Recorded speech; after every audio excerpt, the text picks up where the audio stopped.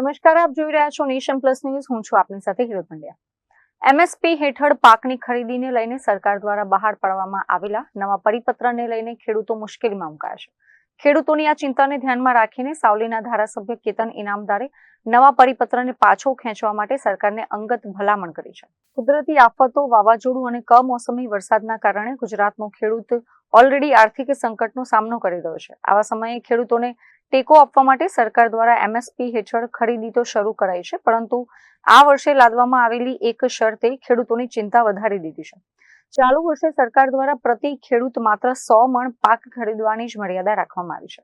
આ મર્યાદાના કારણે સાવલી વિસ્તારના સ્થાનિક ખેડૂતોએ ધારાસભ્ય કેતન ઇનામદાર સમક્ષ રજૂઆત કરી હતી કે 100 મણની મર્યાદાના કારણે તેમનો ઘણો ખરો પાક વેચાય વિનાનો રહી જશે અને તેમને મોટું નુકસાન વેઠવું પડશે.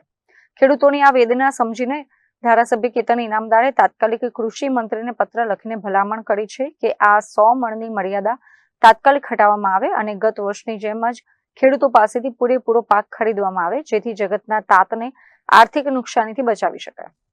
Bureau report, nation plus news, Vadodara. સમાચારોના સતત અપડેટ મેળવવા માટે અમારી નેશન પ્લસ ન્યૂઝની યુટ્યુબ ચેનલને સબસ્ક્રાઇબ કરો, બેલ આઇકન દબાવો અને જોડાયેલા રહો ફેસબુક, ઇન્સ્ટાગ્રામ અને ટ્વિટર પર.